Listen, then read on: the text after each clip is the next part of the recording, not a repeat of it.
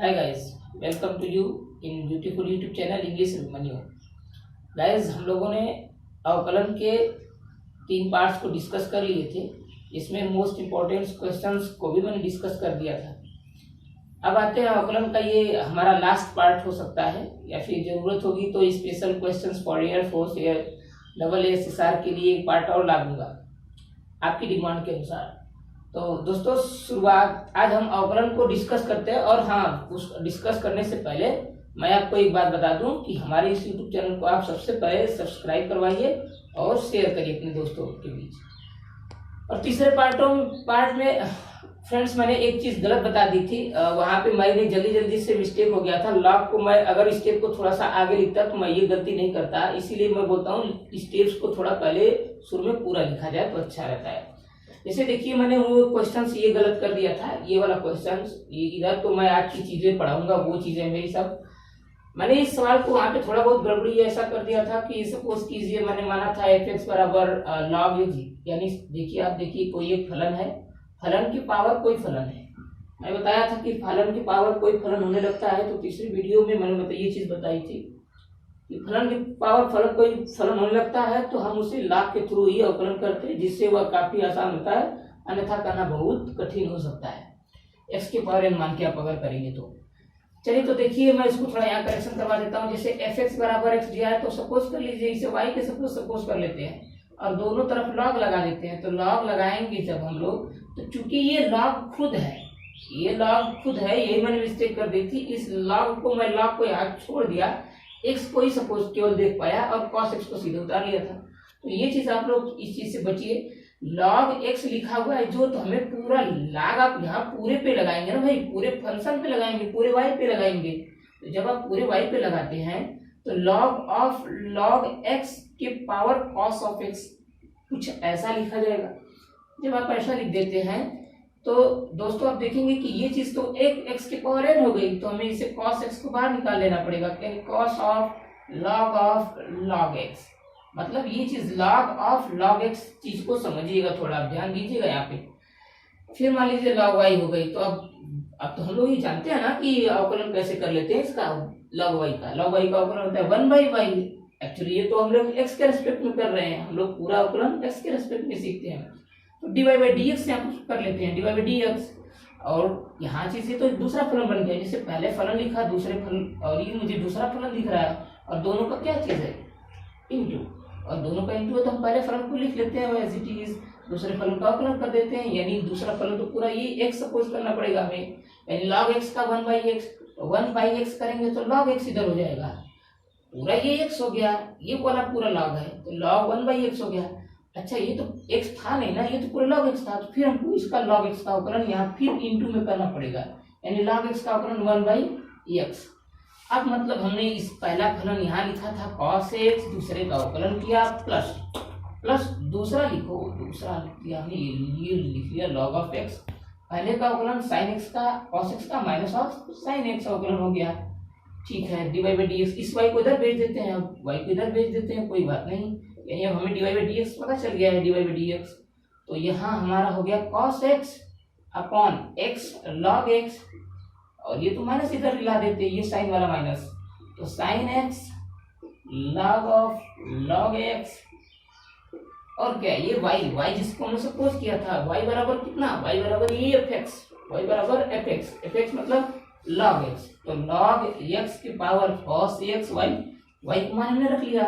फिर आगे बढ़ाते गए तो cos of x upon x log x minus का sin x log of log x, हो गया हमारा अवकलन समाप्त।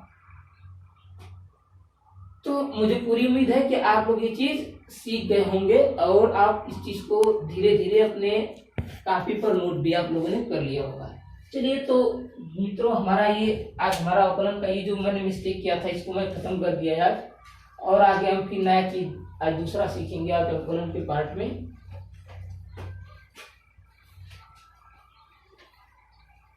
चलिए देखिए मैंने पहले हेडिंग ही देके यहाँ पे आप लोगों को समझा दिया है कि मैं आज इस पार्ट वीडियो में यही चीज मोस्ट इंपॉर्टेंट समझाने की कोशिश करूंगा, यानी भागफल के रूप में फलन का अवकलन, यानी differentiation of a function which is in division form, जो डिवाइडेशन फॉर्म मतलब भागफल के रूप में होगी, उस फलन का अवकलन कैसे करते हैं।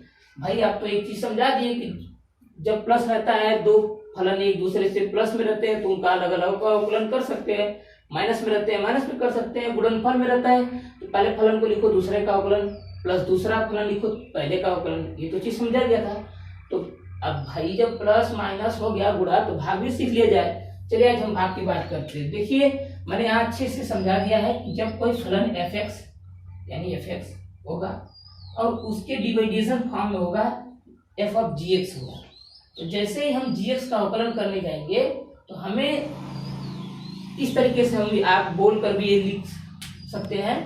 पर नीचे वाले फलन को सबसे पहले लिख लीजिए, फिर अंश वाले फलन का अवकलन कर दीजिए, माइनस साइन बीच में आती है, फिर अंश वाले फलन को यहाँ पर लिखिए, सॉरी गलत नहीं लिख दिया, ये gx, ये चीज gx यानी हर वाले फलन को हम लोग लिख लेते हैं और fx फलन यानी अंश वाले अवकलन कर लेते हैं अपॉन हर स्क्वायर।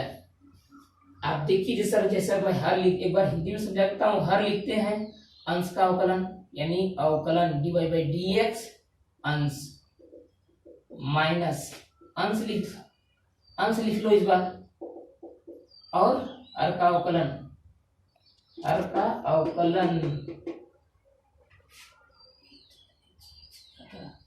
सॉरी मैं यहाँ सही लिखा था, आपको एक मिनट थोड़ा समझा देता हूँ। ये लिख लिया और ये gx बना, हमें gx यहाँ बनाना चाहिए था, हमने यहाँ gx जरूर कुछ गलत किया था, तो gx जो है हम यहाँ लिख देते हैं।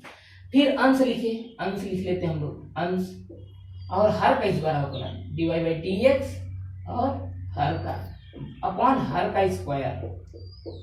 यानी ये समझो कि जब भी कोई फलन डिवीजन फॉर्म में रहेगा यानी x रहे और यहाँ log x दे दे तो आप इस वाले फलन का स्क्वायर करेंगे, log x का स्क्वायर कर देंगे, और ये वाले फलन का डायरेक्ट पहले आप अवकलन नहीं करेंगे, log x यानी हर को लिखेंगे, हर लिखेंगे अंश का अवकलन माइनस, ये माइनस साइन याद रखिए, अंश लिखा और हर का अवकलन। ये हमारा डिविडेशन फॉर्म में डिफरेंशिएशन होता है अवकलन, जिसे हम लोग इसे आसानी से अब समझ गए होंगे। उम्मीद करता हूँ आप ये चीज सीख गए होंगे।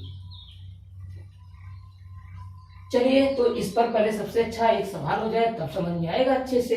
हाँ बिल्कुल क्यों नहीं, चलिए मैं इस पर सवाल करा देता हूँ एक थोड़ी सी। सपोज कर लीजिए आप कोई फलन ऊपर ले लीजिए, इस बार x ही ले लीजिए अपॉन cos x ले लीजिए, मतलब एक बीजगणितीय फलन और एक त्रिकोणमितीय फलन, एक अलजेब्रिक फंक्शन और दूसरा ट्रिग्नोमेट्री फंक्शन, ऐसे फलनों का अवकलन करते हैं। तो अब आप इस फलनों का अवकलन करने में तो आपको थोड़ी दिक्कत होती होगी, भाई इसका अवकलन कैसे करें। तो सर हमको तो पता है ना ये चीज की कैसे करते हैं।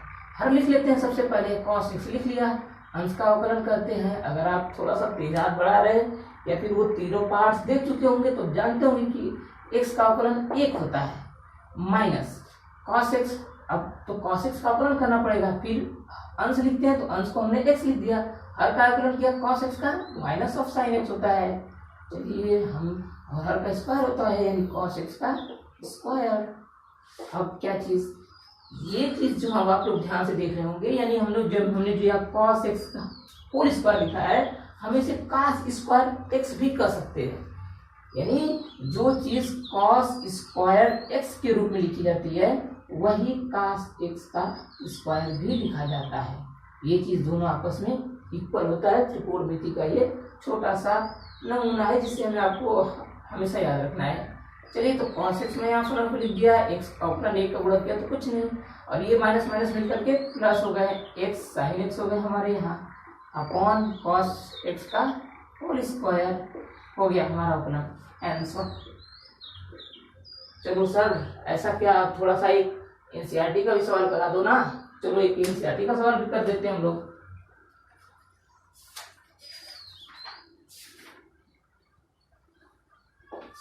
तो मैं पहले ही सवाल लूंगा एनसीईआरटी की।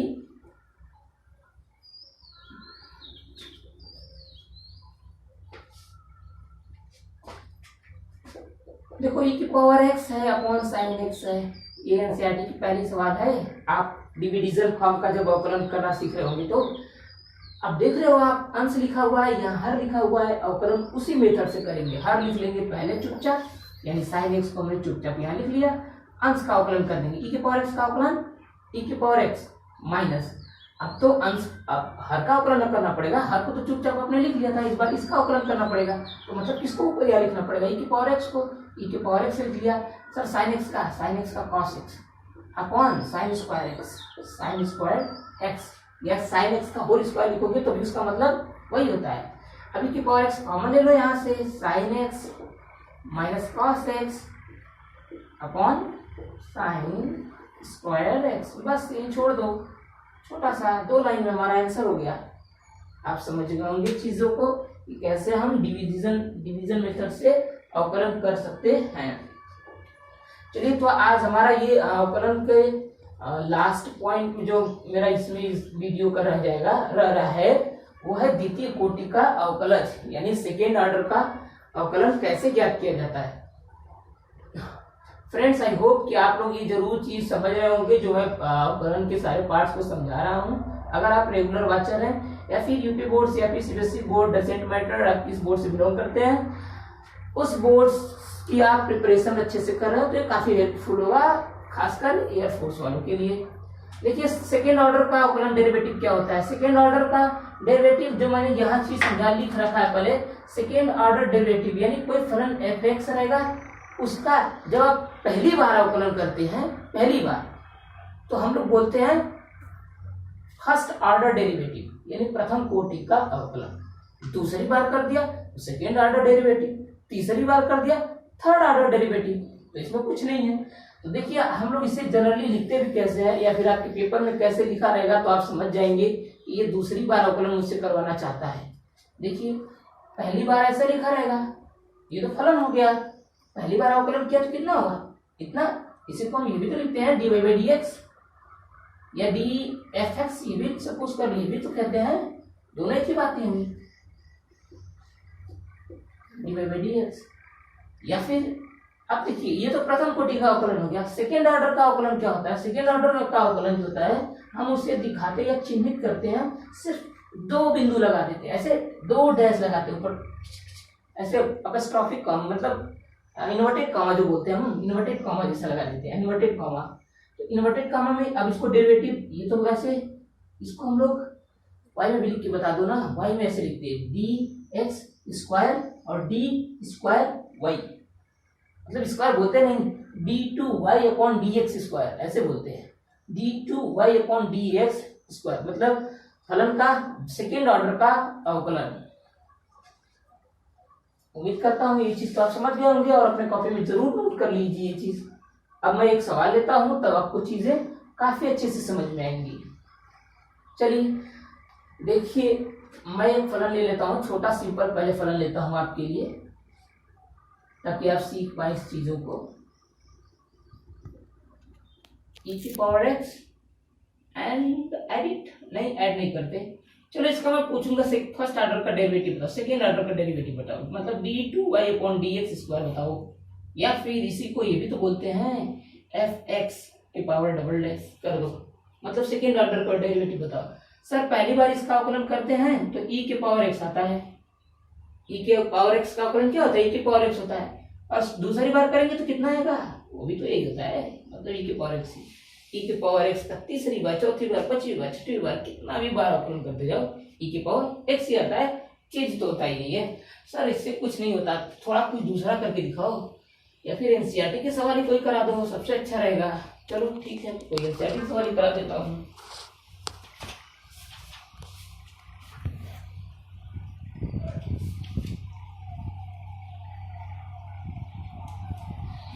चलो एक क्वेश्चन यहाँ से करा देता हूँ, x cos x। अच्छा, पहले सबसे पहले जब अवकलन को सीख गए होंगे या फिर थोड़ा बहुत समझ गए होंगे तो पहले अवकलन करोगे कैसे। ये पहला फलन लिखा है, दूसरे फलन का गुणनफल किया हुआ है, तो चुपचाप पहले फलन को लिख लेते हैं, दूसरे का अवकलन कर देते हैं ना। cos x का माइनस और sin x होता है। ये तो चीज ऑन द टिप्स वाले पहले ही वीडियो में मैंने बता दी है इन चीजों को। माइनस sin x और प्लस होता है cos x, दूसरे फलन को ऐसे लिख लेते हैं और पहले फलन का अवकलन कर लेते हैं। पहले फलन का x का अवकलन करेंगे तो 1 ही होगा, कोई फर्क पड़ेगा नहीं, यानी cos x माइनस का x sin x। सर ये होता है, ये तो आपने पहली बार अवकलन किया है ना, मतलब dy/dx किया है इस चीज को। दूसरी बार अवकलन करोगे तो क्या होगा, d2y/dx², ये होगा। तो d two y by d x square जब आप करोगे तो इसका अवकलन दोबारा एक बार और तो करना पड़ेगा ना। कॉस एक्स का करोगे तो माइनस का साइन एक्स माइनस, सर ये तो फिर गुणनफल में अवकलन हो गया। आप क्या करें, इसको फिर से अवकलन वैसे ही कर दो, बड़ा सा ब्रैकेट लगा लेते हैं छोटा सा, फिर पहले फलन लिखो, दूसरे का अवकलन साइन एक्स का कॉस एक्स प्लस दूसरा फलन लिखो मतलब साइन एक्स लिख लो। अब पहले फलन का अवकलन फिर से वाई, एक्स का अवकलन फिर से वन, इसमें कौन सी बड़ी बात है। माइनस का साइन एक्स और ये चीज माइनस करनी है, माइनस का एक्स कॉस एक्स, ब्रैकेट हटा रहे हैं, ब्रैकेट माइनस का साइन एक्स हो गया। बस इतना ही क्या, अरे ये चीज इतना पे आंसर नहीं लिखना है। माइनस का साइन एक्स है, यहाँ माइनस का साइन एक्स है, माइनस का 2 साइन एक्स माइनस का एक्स कॉस एक्स। सर एकदम तो यही चीज है, इसे वाई भी लिख सकते हैं क्या? हाँ बिल्कुल लिख सकते हो, 2x मतलब 2 साइन एक्स माइनस का वाई, वाई का मतलब वही चीज जिससे आपने वाई सपोज किया था, वाई वही चीज है, इसमें कुछ अलग थोड़ी है। लेकिन अब आंसर में तो पूरा बुक में इतना ही दिया होगा ना आंसर। Match it. तो चलिए मैंने आज आपको ये चीज बता दी, भागफल के फलनों का अवकलन और द्वितीय कोटि का अवकलन कैसे कराते हैं। तो हमें पूरा उम्मीद है कि अब आप सीख गए होंगे अवकलन का। अगर चाहिए एयरफोर्स के लिए आप तैयारी कर रहे हो तो सबसे पहले आप रेडी हो जाओ और डिमांड करो कि हाँ वो जो अनंत फलन तक जाता है, जो फलन अनंत श्रेणी तक का अवकलन रहता है उसका कैसे करते हैं, उसका भी कोई वीडियो बना दीजिए। चलिए ठीक है, उसका अगला वीडियो अगर बना दूंगा, आपकी कमेंट्स आए तब, या फिर ऐसे भी देख करके एक क्वेश्चन जाते जाते एक छोटा सा क्वेश्चन करा ही देता हूँ। अच्छा सा क्वेश्चन ये एनसीईआरटी का ही, क्योंकि प्राचीन फलनों के अवकलन में मैंने ढेर सारे क्वेश्चन तो कराए नहीं थे, तो एक उसका अवकलन यहाँ पर भी आपको करा देता हूँ। सपोज कीजिए कि प्राचीन फलनों में ए थीटा माइनस का कॉस थीटा लिखा हुआ है और वाई बराबर क्या, और वाई बराबर क्या एक फलन उसको देखना पड़ेगा क्या साइन थीटा है। ये एनसीईआरटी का सवाल ही मैं सॉल्व कराता हूँ ज्यादातर अपने इस वीडियोस में। मैं ज्यादातर कोशिश करता हूँ कि एनसीईआरटी के सवालों को ही सॉल्व कराता हूँ ताकि आपका कंफ्यूजन भी क्लियर हो जाए, और जब एनसीईआरटी सॉल्व करने जाए तो मेरी वीडियो की हेल्प से आप क्वेश्चन को अच्छे से समझ पाए। चलिए ठीक है, देखिए यहाँ पर ये सब थीटा दिया हुआ है, थीटा का अवकलन तो हम कर नहीं पाएंगे, तो थीटा का अवकलन कैसे करें। थीटा का अवकलन तो भाई इसने dy बाई dx की मांग की है, dy बाई dx की, तो dy बाई dx कैसे आ सकता है, या तो ये कर लो कि dx बाई d थीटा के रेस्पेक्ट में कर लो। सॉरी सर ऐसे होगा ही नहीं, dx बाई d थीटा के रूप में आप कर दो, ऐसा कर दो ना कि dy बाई d थीटा कर दो और इंटू कर दो d थीटा अपॉन dx कर दो, हो जाएगा ऐसे। तो इसका मतलब पहले हमको थीटा के रेस्पेक्ट में अवकलन करना पड़ेगा, x के रेस्पेक्ट में नहीं, x के रेस्पेक्ट में नहीं। तो चलो हम dx by d theta, theta के रेस्पेक्ट में, मतलब जो चीजें नीचे होती है आप जानते हो उसी के रेस्पेक्ट में अवकलन किया जाता है। तो a तो कांस्टेंट है, इसको बाहर निकाल लिया, थीटा क्या तो कितना है 1 माइनस का साइन थीटा का कॉस थीटा हो गया, यहाँ से चीजें हो गई।